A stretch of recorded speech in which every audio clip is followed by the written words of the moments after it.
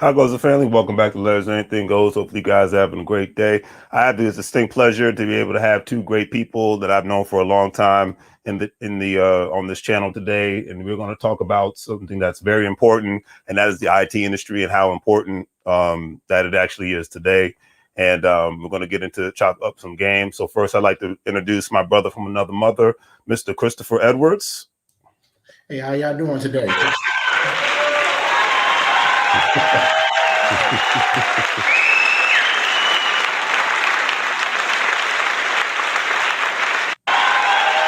And definitely want to bring in good old Mr. Michael Alcantara. Hey, what's going on? How's everybody doing?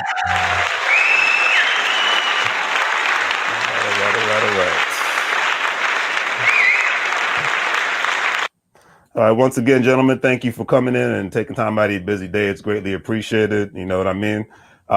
So, Chris, why don't you tell everybody about yourself as far as your experience in the IT industry and about your business all at the same time? All right. First of all, I'm Chris Edwards. I am the CEO of Regional Consultants, and I've been doing IT. Well, I've been in the IT industry for over 10 years. I actually paid IT experience for 10 plus years, but I've been doing IT since I was a junior in high school for nearly 20 years now. So it's a wonderful industry to be into, and if you know what you're doing, it's a very lucrative industry to be into as well. All right, thank you so much, sir. And Mr. Alcantara, please introduce yourself. How you doing? Name's Michael Alcantara. I'm a cybersecurity analyst with Leidos. I've been doing IT now for about 20-something years, back from my Air Force days. That's how I got introduced to it. Like Christopher said, IT is great. Everybody needs it, especially with, the digital and technology age that we're in. It's such a high lucrative job, and we're needed everywhere around the world. So, and that is definitely for sure. And one of the main reasons because I know a lot of people that are in the IT industry, but one of the main reasons why I wanted you guys to come on is because I've known you longer than most of the other people I know in the industry. One, and then two, you guys have one thing in common that a lot of people in the IT industry don't, especially around the country. You guys have both worked in the corporate sector and you've worked in the government sector all at the same time. So you guys know how to maneuver yourselves, and you've worked in different states doing the same job. So you're not just one-sided and whatnot, and you're not just centered to one specific area in regards to the IT industry. So with that being said, because this at the end of the day, I'm making this video there's a lot of young people, especially in the pandemic economy, that have had a lot more time on their hands to figure out what they want to do with the rest of their lives. And they've seen how the job market is and where it's actually going, where it's already at. I mean, we're not going towards the Jetsons. We are at Meet the Jetsons right now. You know what I mean? So, and with that being said, there's getting, I'd like to call miseducation about the actual job market, because it's still being taught by people that are still stuck in the 1970s and 80s way of going about education and going about skill sets. So with that being said, we'll start off with you, Mike. Why did you want to go into the information technology industry? Yeah, so growing up, 90s kid, we got our Pentium 486. Don't remember how many times I've broken that thing. Hardware, software, everything. So I've actually, been with computers my whole life. Was pretty good at it. Joined the Air Force back in the 90s, and that was like, everybody, the internet is just coming mainstream. Computers kind of replacing people, so it was a need. I was there. So yeah, that's pretty much it. And never look back. I know that's right. How about yourself, Chris? Why did you want to get into the information technology industry, sir? Well, to be honest with you, I've always been trying to break into things and figure out how to fix it. So I would hope you weren't breaking in any houses. I'm just kidding. Not exactly, but I have been learning how to build computers, and since I was going through one of our computer classes in high school, I started building computers myself from scratch, and then I just fell in love with it. So it's like I said, I fell in love with it, and everything that I do right now, my lifestyle, it all pertains with something to do with computers. So it's a beautiful thing. You do something that you love doing. I couldn't agree more with that sentiment. And with the next question, I'll start off with you, Chris. Now, Mike, you said you're in the cybersecurity aspect of it, correct? That's right. 20 years in IT, but my specialty is vulnerability management and risk governance. Okay, got you. And Chris, what is your specific specialty in information technology again? Information security analyst, mostly risk management for one of the financial institutes in the country. Okay, got you. I understand completely. So, Chris, starting off with you, if you were a person, or if you could talk to somebody that was in your same shoes, leaving high school or leaving college, what's the first step you would tell somebody from a mentorship perspective? What steps they should take in order for them to get into the IT industry? Honestly, first you gotta have a passion for it. Because if you don't have a passion for it, you really cannot do it, because it's gonna be a lot of hardship trying to get into the IT industry. Another thing is certification and experience goes a long way. So for me in high school, we actually had a chance to take the CompTIA A+ certification. And that right there is the most basic certification to get. Basic is giving you knowledge, the basic knowledge of what a computer really is. It was like from a desktop to a laptop, and nowadays cell phones, mobile devices. But I know in the DC area, to actually get into the government side of things, to do just even help desk support, you got to have the CompTIA Security Plus certification. So I would say you're going to college, go for those certifications. And any computer course you can take, especially if it's Windows-based, they actually have Windows certifications for each course you want to take. So you want to get the certification as well. So when you already go to the job world, either private sector or even the government sector, those certifications actually goes a long way with it, to go with it. That makes sense. And how about you, Mike? If you could tell yourself, the 18 or the 21-year-old you, how to get into, especially nowadays, get into the IT industry, what were the first steps you would include for them to take? Right. Yeah. So Christopher hit some good points there. The college and the education is not as important as the actual like certifications that you take, and it's actually depending on your clients, and what you're working with, it's actually a requirement, especially working for in the public sector versus the private, working for DoD, as an example, they actually require you to have certain levels of certification before you can even walk in the door and entertain you as an employee there. So I know in high school now you can kind of graduate high school with like all these A+, like Chris mentioned, the network plus, even the security plus, the CCNA, get that all under your belt before you even get your diploma. So strive for that. And as far as the mentality goes, like Christopher mentioned, the passion, not necessarily I think towards like a certain IT spectrum, because it's so broad, but just passion for technology, period. Because that's what it's all about, especially in our case, risk management. How do we, minimize the risk for all these technologies that are popping out left, AI, that kind of stuff. So I can agree. I can agree with you wholeheartedly on that.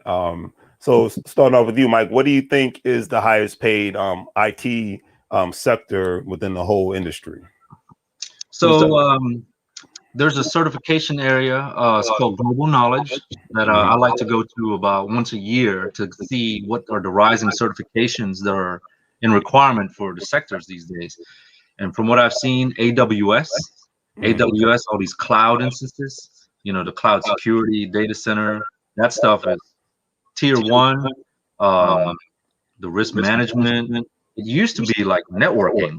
But everything now is focusing on security, especially within the cloud. So that's where I would keep my eyes on the prize. And would you think that would actually open up not only from an economic standpoint, but it would actually open up more doors. Say if somebody wanted to live, I guess you could say darn near in any Western nation, anywhere, as long as there's a cloud, they can make a significant living doing that. Oh yeah, especially now with the pandemic, right? We all want to work from home. Like, who wants to go to work? Exactly. If all my stuff's out there in the cloud, I can access that stuff anywhere. Exactly. I couldn't agree with that statement more. That has become the new norm, and I love it. How about you, Chris? What do you think is the highest paid profession within the IT industry? The high paid profession? Yeah. Oh, it got to be the CISO. Got you. Okay. It was a Chief Information Security Officer.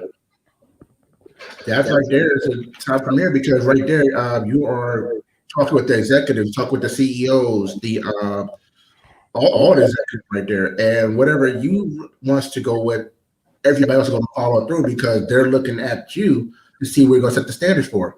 Like Michael said, every certification that he mentioned, especially with cloud security, Google security, AWS, which is Amazon Web Service, that is top. That's top of the line right there. Matter of fact, I know the company I'm working for, we actually talked about cloud computing and automation. So they actually created what we call college courses within the company for us to actually take. So we started gearing towards that. Because in the next couple of years, if it's not cloud service automation, then you're in the past. So that's right. Yeah, the automation. That's next. And that kind of goes. That's deep, one, and two. It kind of goes into my next question, because you just stated your company has created its own courses and whatnot for their IT specialists. In a sense, we've seen that Google and Facebook are kind of doing away with the archaic. You have to have a degree. And I see more corporations are moving away from that. So that goes to my next question. Do you think it behooves people that are 18 and 19 that want to get into this industry, or in the early to mid 20s, does it behoove them to have to go all out of the way to get a master's degree? Because you remember 10 to 20 years ago, everybody was getting a master's degree, yet they mastered nothing. And that seems like it's changed now. It seems like especially corporate America is like, what do you know? What is your skill set? What do you bring to the table? Great that you have a degree, and I'm not dogging degrees because I have one, but I'm just saying it's like in today's day and era, is it as relevant in this field as today as it was 10 years ago? So I think it depends. Like Christopher mentioned, if you're trying to get high in the executive level, like as a CISO, the CIO person, you're gonna need those degrees. Especially as a manager. But if you're just that technical guy, that's in the back to work with a silent professional, developing codes. Yeah, it's not as big of a deal. You can substitute the year. We understand. The young 20-year-olds, they might not have the 4, 6, 8 years requirements, but the degree can somewhat make up for that. In years of experience. What's your take on that, Chris? I would agree with him on that one, because it really do depend. Like for me, actually, I went to 2 universities. I went to one university, actually majored in pre-med, and I basically did that and that. So a few years later, I went to actually a technical school, which now they went out of business. But the technical school, they said, okay, in about 3 years, I'll get a bachelor's degree.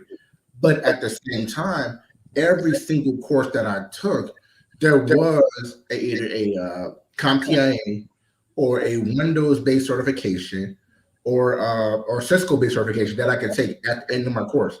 And if I get a high grade for it, I get a discount for taking my courses. So it depends on where you go. If you go to a traditional university, they may not have that available for you. But if you go to a technical school, like I'm up to DeVry or Phoenix, they may have that in place for you. Like, hey, you take this course, go take certification as well, and you'll double your results with that. So by doing that, and when you get your degree, or even if you're going there for 1 year and you're still finishing up school while you're at it, a lot of companies will see, okay, you're going to school to get the degree, but at the same time, you got the certifications in place while you're learning. So you're doing this, we'll give you a chance. And that makes perfect sense, because at the end of the day, I mean, and obviously people nowadays need to be more picky and choosier with the institutions that they go to, because they want to make sure that you're not just getting a degree in nonsense. You're actually getting a degree in something that's going to be beneficial for what you're trying to do with the rest of your life, or at least for a certain portion of your life. Let's put it like that, to get you to take you to the next level, at least. Because you remember there was a time where, like, at least 20 years ago, people were just getting a degree for the sake of getting a degree. If you got a degree, you get a job darn near anywhere. It might not be the best job, but it was somewhat well paying. But that's changed now, because it's literally all about the skill sets. And you guys have already mentioned the best IT certifications. So what are the first main two just coming out of the gate you think that people should start off with? Because I've run into a lot of people that are in the, quote, they're considered middle age, and they've actually transitioned into the IT industry, and they're doing quite well. But a lot of times they end up getting more certifications than they need just to get started. Because, a lot of times people just need to get started in something. What are just the first main two that could just get somebody in the door, whether they're going to work for a county government, state government, federal government, or private corporation? Security Plus. Security Plus. Gotcha. Yeah, I agree. That's, especially with, today's security standards, Security Plus. Although the Certified Ethical Hacker is a really fun class. Really? It's a little bit more technical. Security Plus tends to be more definitions, like working relationships between networking and security. And I'll tell you what, when I was in my ethical hacking class, my instructor came with this big box, like heavy box too. He just drops it down, opens it up, and he just throws us all these locks, like little padlocks, the little locks that's on your like screen door. Yeah, and yeah. All lock picks. He's like, hey, we're gonna take the first hour, see if you guys can, because hacking is physical. Social engineering, it's every aspect. All these hackers know how to pick locks and everything, because most computers are behind a locked door. Right. But yeah, we sat there and we were like crunching away. That was super fun. So that was just really hands-on. I like the sound of that. Let me add on to that. IT class. Let me add on to that, because he actually nailed it on the head with that one. See, I was actually 2 points away from being certified ethical hacker. Now, with that being said, I self-taught myself how to do all that stuff. I didn't get a chance to go to the class because the requirements was for me to be a security analyst for 2+ years, and then get your manager to sign off for me to even take the course and the test. I was 1.5 years in, but I knew what I was doing. Right. So, funny story. When I was at my I was at ITT Tech doing my course, everything like that.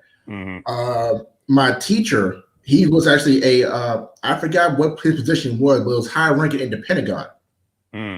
So he told us how to get into the his mock system using ARP or ARP.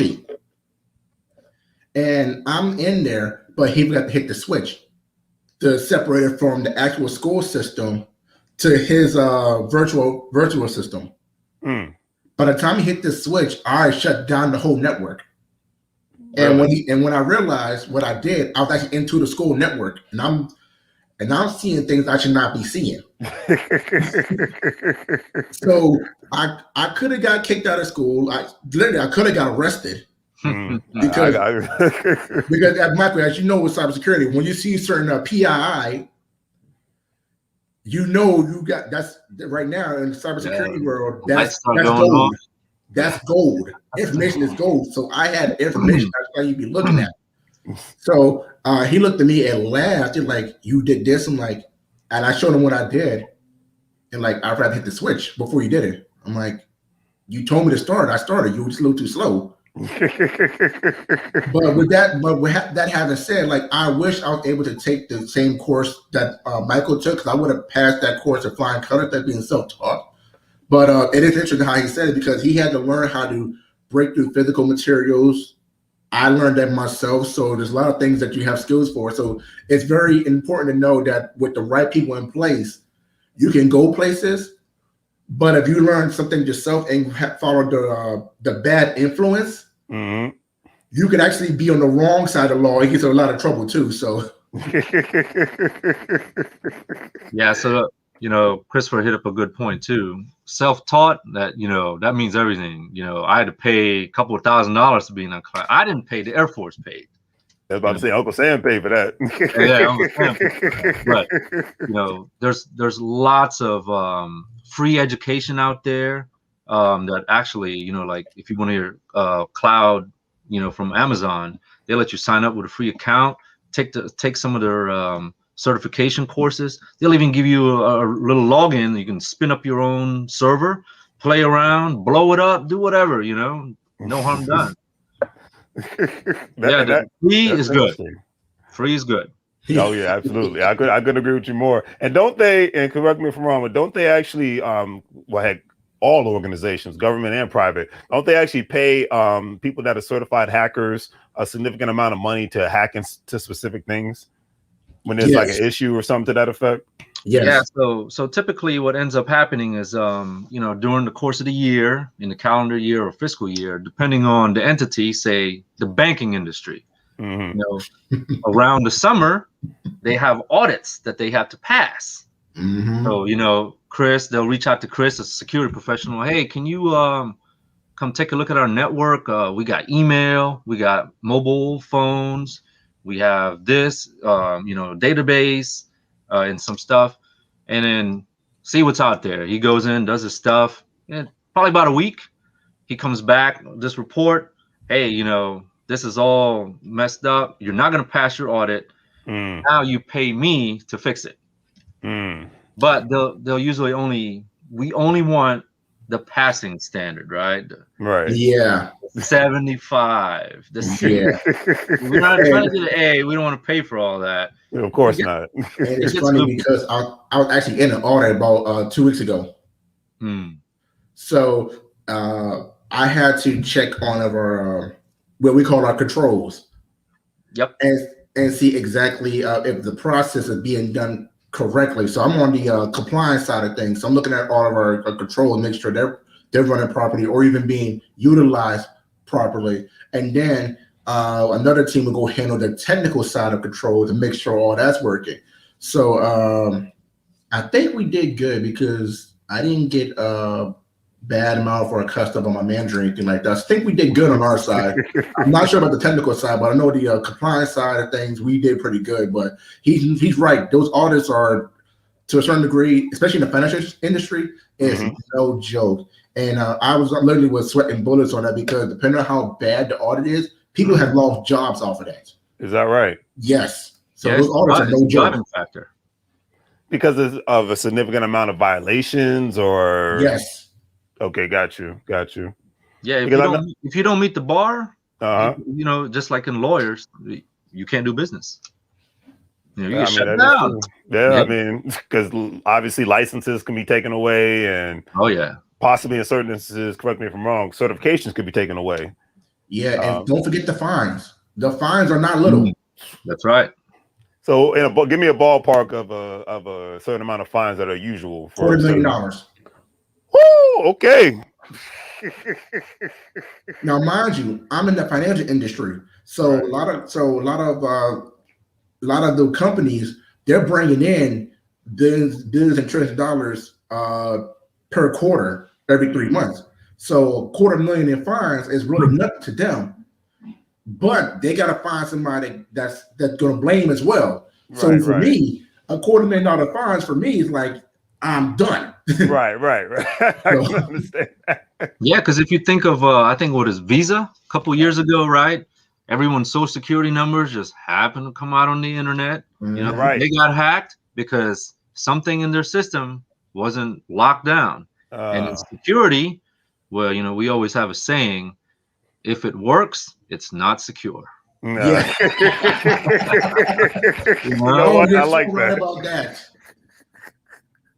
I like that. If it works, it's not secure. That's right. The most secure system is it doesn't work. It doesn't go anywhere. It doesn't touch the internet. Right. It's a standalone. It's just there. Right. Got you. But hey, it's secure. You just can't use it. Well, Michael, let's break it down to them. What we call it. We call it the CIA of it. The confidentiality, integrity, and availability. That's right. What Michael said, to make it completely secure, you want all of those to be at the highest. You want it confidential, you want your integrity, but if you want it available, okay, you got to lower that standard a little bit, make it available for certain people. If you want it more confidential, you raise it up, you lower your integrity. It's not going to be perfect, but so you got to find a balance for it to make it useful for everybody to use. But like you said, the most secure systems is the ones you don't even want to touch. It's already off the network, nobody touching it, anything. And the analogy would be like a marriage. find that happy 2-lane drive, right? A 2-lane street, you know. You know what? I like that analogy. I think that one is perfect. That is amazing. I tell that to my clients all the time. Like, hey, look, nobody's marriage is perfect. Nobody's system is perfect. You got to give or take. Give or take. I mean, and at the end of the day, that's why they pay you guys the big bucks, because it's like anything else. If it's valuable, somebody's going to try to break into it, right? Yes, sir. Yep. It's like, because sometimes I have to explain this to people when they, when there's like a network issue. I'm not an IT guy, but I at least know that eventually there's going to be an issue and everybody's having a heart attack. And I'm just like, well, why do you think they pay these people the amount of money? They have the knowledge to counter these specific issues when they happen, or to work on the systems when if and when they go down. I mean, they're not just there to look fancy or anything of that nature. This is what they do. Like, it's like a car. Something eventually you're gonna need maintenance eventually. Correct me if I'm wrong. Yeah. And the same thing goes with the networks and the systems. So do you see with the actual IT industry, obviously it's exploding even more so now due to the pandemic. Do you think that your services are going to enhance even more so, and the demand is going to be even higher with the new stay-at-home economy for corporate America? Yeah, security is never going away. Especially with all this automation going around. There's got to be a big brother out there somewhere. Can't just look at autonomous. This will be Skynet in the next 5 years. Terminators come crashing down your door. Well, I don't have that.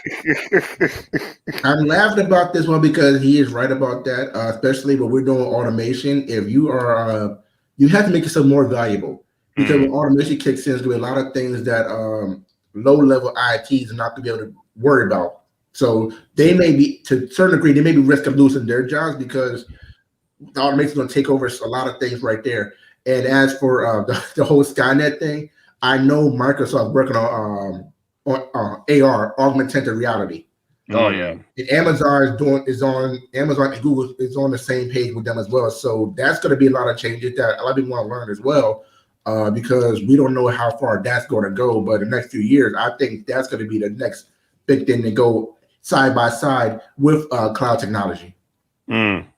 That is interesting, and it kind of brings me to the point. I'm reading again the book called "The War on Normal People" by Andrew Yang, and he talks about this specifically more so how us IT gurus / coastal elites, we're not only coming for your jobs, we're automating your jobs, and if you're not making yourself more valuable by 2030 or 2040, then unfortunately, and this is why people like Elon Musk is proposing, universal income. I don't see that happening, but unfortunately, you will see more and more people that don't get into the industries that are in demand. And obviously, the IT industry has always been in demand with the pandemic or without the pandemic. It's just increased more so. But a lot of the educational systems around the country, as far as grade schools, are just. Do you guys think that they're prepared to prepare the youth for today's job market or tomorrow's job market, the ones you guys are mentioning? Well, so like me and Chris was saying earlier, as I mentioned as well, the passion for technology, because man, technology is just going light speed, data is increasing, multiplying every week, this kind of stuff. So if you have that passion for technology, you're always embracing the next best thing. The iPhone 100X, the PS8 kind of thing, and with these new technologies, there's going to be risk. It's going to be threats, vulnerabilities, as far as automation, I don't think automation is just going to flat out, plateau and take everybody's job. Right. It's a phased approach. Mm. You know, they're already doing it, taking out the servers of McDonald's. I went to McDonald's and I'm like, hey, where's all the servers? You know, well, like, just order there. But I was looking at a story on Hong Kong. They have like this little 7-Eleven that's just, you know, inside the building. Yeah, no people. They have facial recognition software, and your wallet inside of, you know, the cloud is attached to your face. So if you went in there and just stole all the cookies, they're charging you and tracking anyway. So yeah, you just go in there, grab your item, check in, facial recognition, walk out, you're done. Wow. No interaction. I'm not surprised. No human. I am not surprised. That's one reason why I'm actually afraid to go to Japan, because my wallet will be completely empty if I try to look at all the technology that they got over there. And this is not like the biggest city, you know. Right. You know, this is, I think it's like a little province out of Hong Kong, say like, you know, Stafford, where I'm from. You know, they have technology down there, the street. Right, you know, it's right. A country store. Wow. It's crazy. And it wouldn't surprise me because, you know, the first time I went into like a fully automated store is when I went like 3 years ago. I went to Seattle and I went to the Amazon grocery store.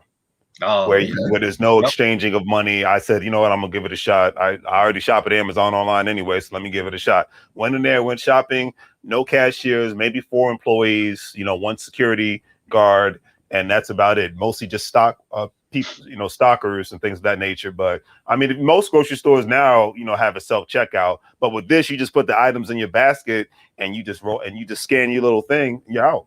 Yep. And I also would say, like, as for the youth now, I mean, even like little kids, like my daughter, she's age 5.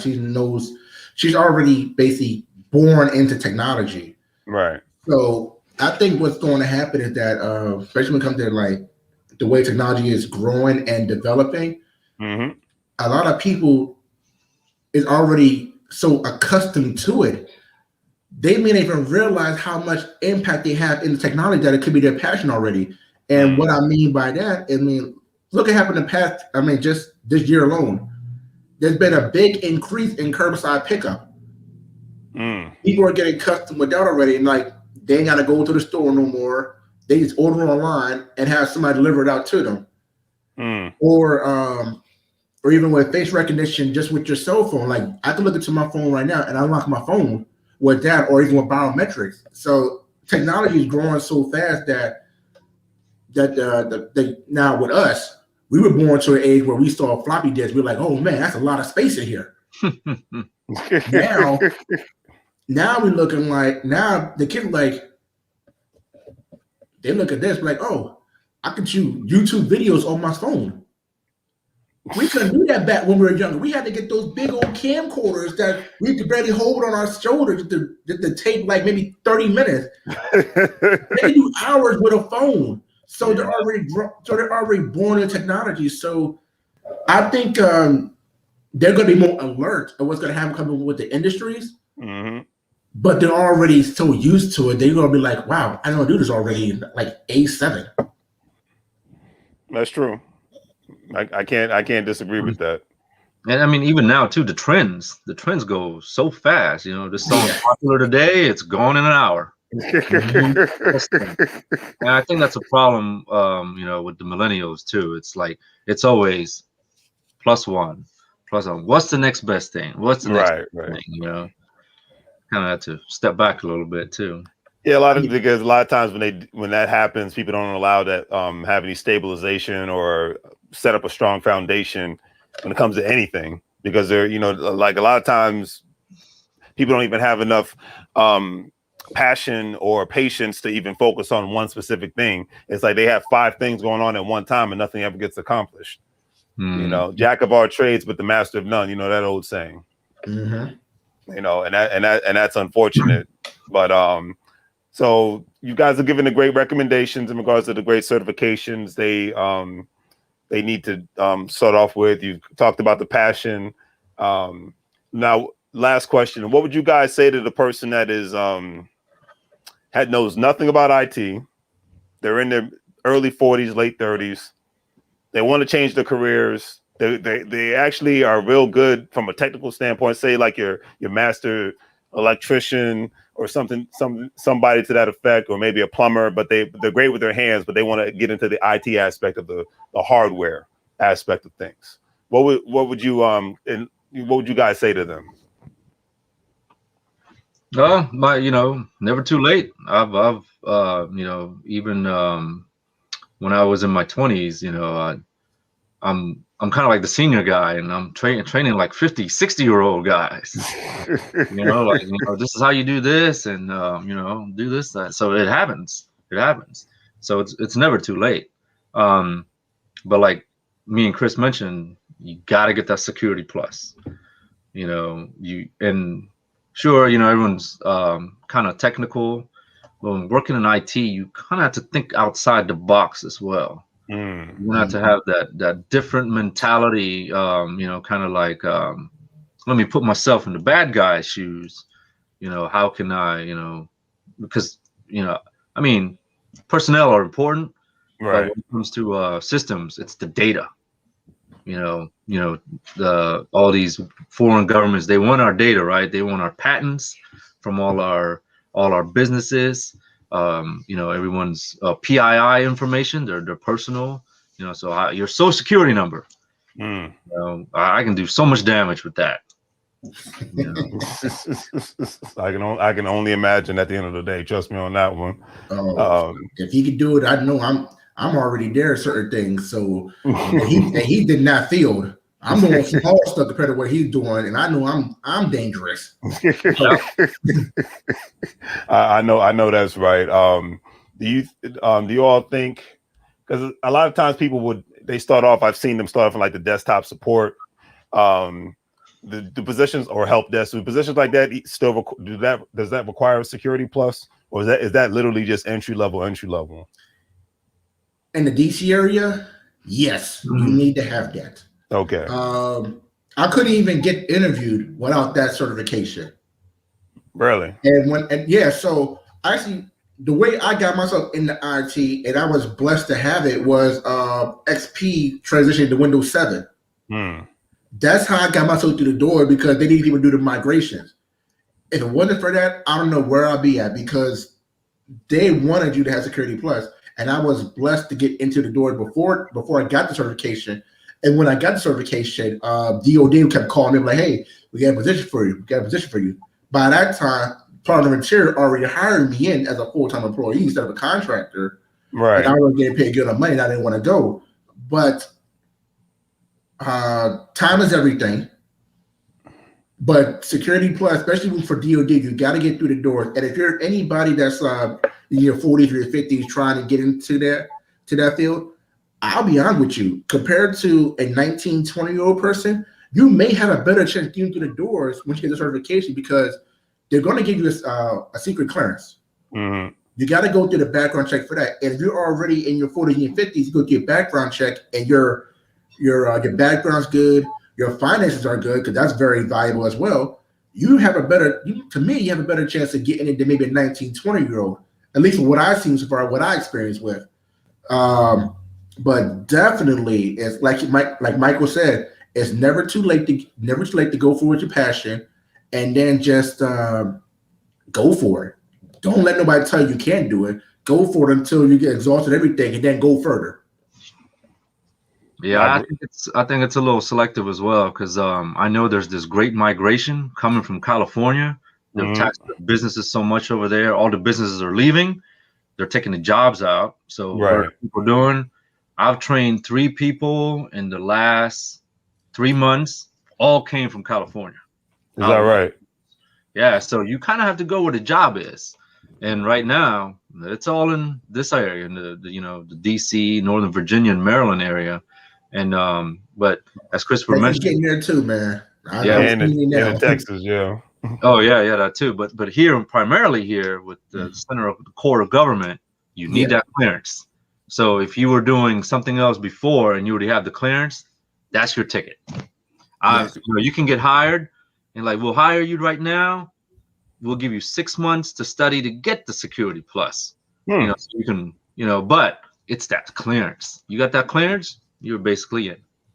The gold, huh? Yeah, that he's right about that. Because that's a higher requirement. Like you Got gotta you. have that, you know. Now, do you think it's easier for people to get into the industry if people that don't have a government clearance, and some people don't want to work in the government industry? Would it be easier if they had the certification to go to corporate America, go to some mom and pop run of the mill or corporation? What do you guys think about that? So I've had the same experience. I hired someone. I work for a corporate. I'm kind of in between. I'm a traveling cybersecurity guy. The pandemic kind of grounded us, but Okay. so basically, I show up to other contracts that are not performing to a certain level, and then we go in and we do our gap assessment. To figure Gotcha. out what's missing, and then we build up from there. Um, and the main difference here, none of my guys have security clearances. I'm actually the only one with one. So if somebody says, "Hey, we need a person to help us out," and they need a clearance, I gotta go. Boom. Right. But in the other instance, though, it does pay you more money. It does pay you more money. Yeah, and at least with me, since I left the DC area to come to Texas and everything like that, my salary has increased drastically from the government to private sector. Obviously, my clearance is gone now from all the years of being away from it.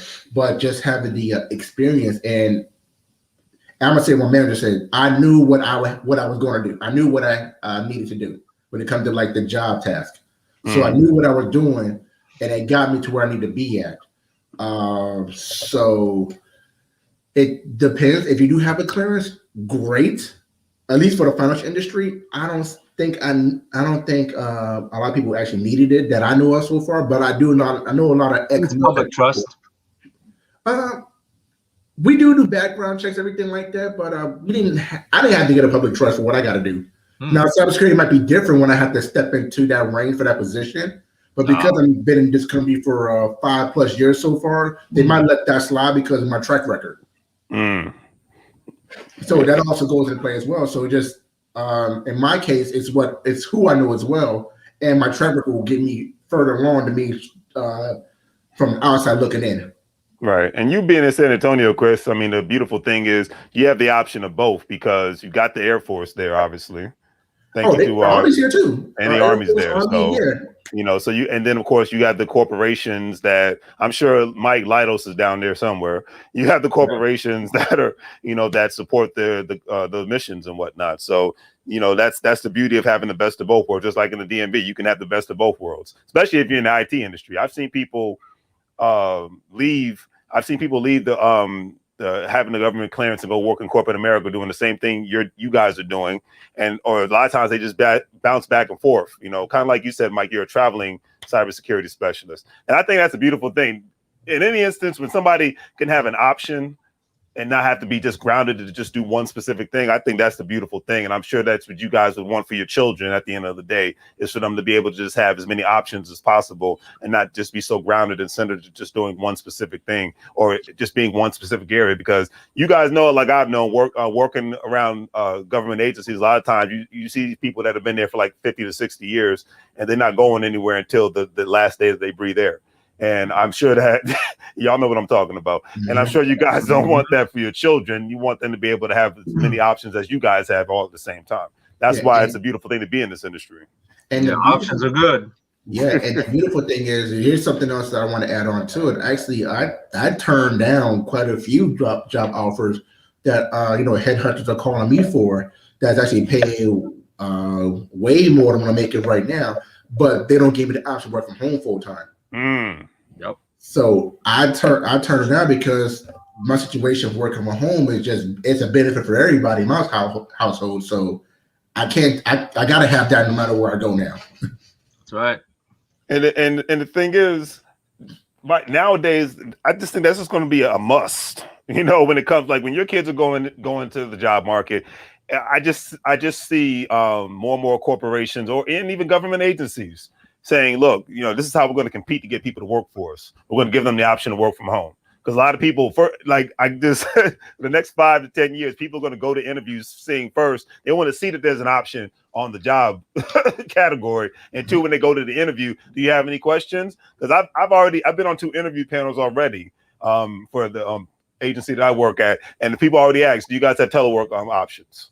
That's the first question they ask. And anything else, do you have telework options? Even I got a job offer over here that's allowing me to do that. So if you guys don't have that as an incentive, I don't even want the job.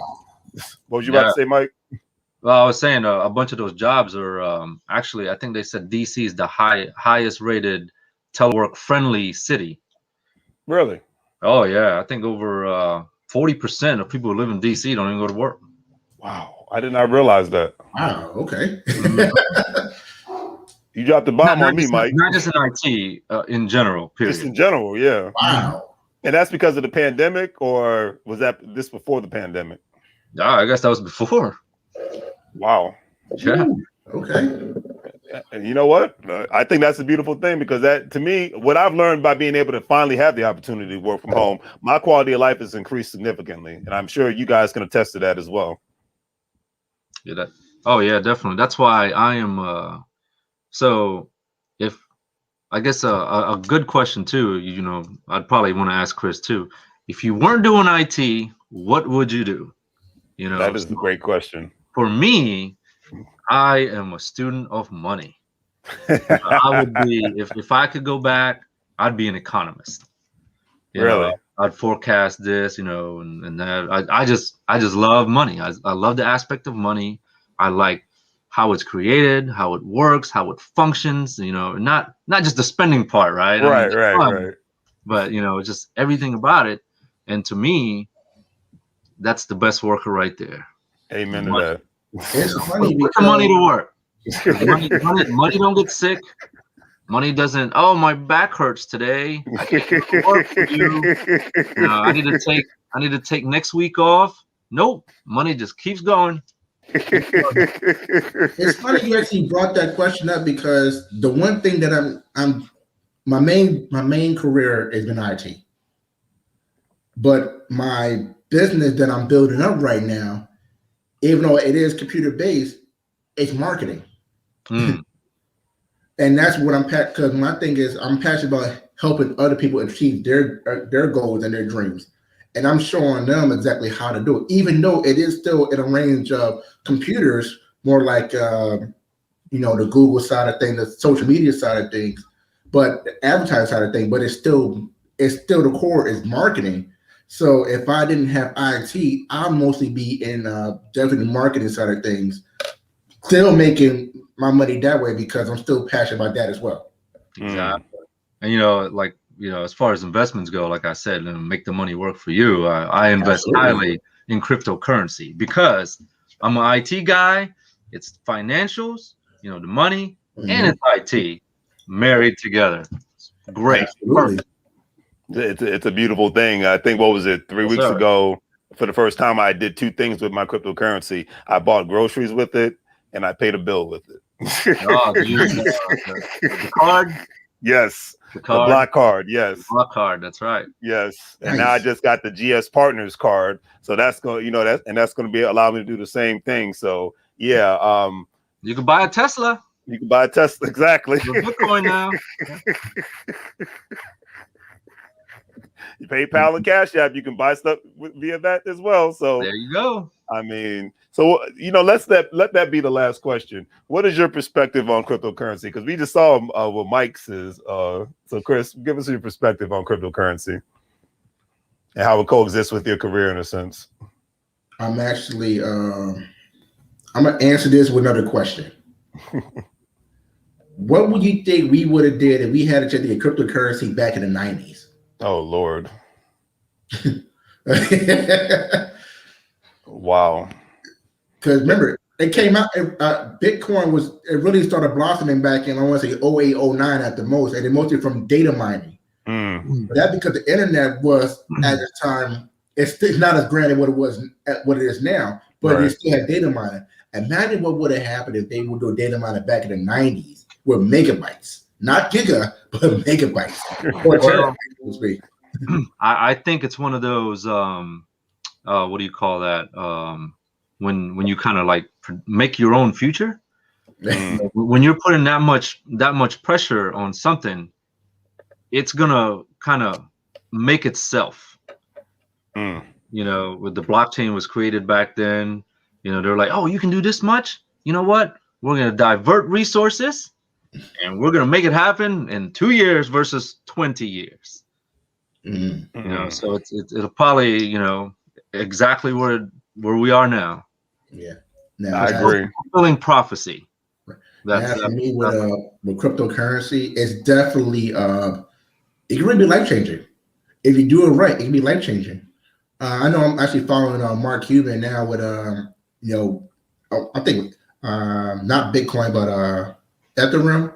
Mm-hmm. Yeah, following him on that one. So that and the way he was actually having a conversation with it, it's to me, he said it was like it can be more utilized better than what Bitcoin can be because they actually put it in places that actually work on his hands, digital currency to what Bitcoin doing now. So I'm starting to follow that a little bit more.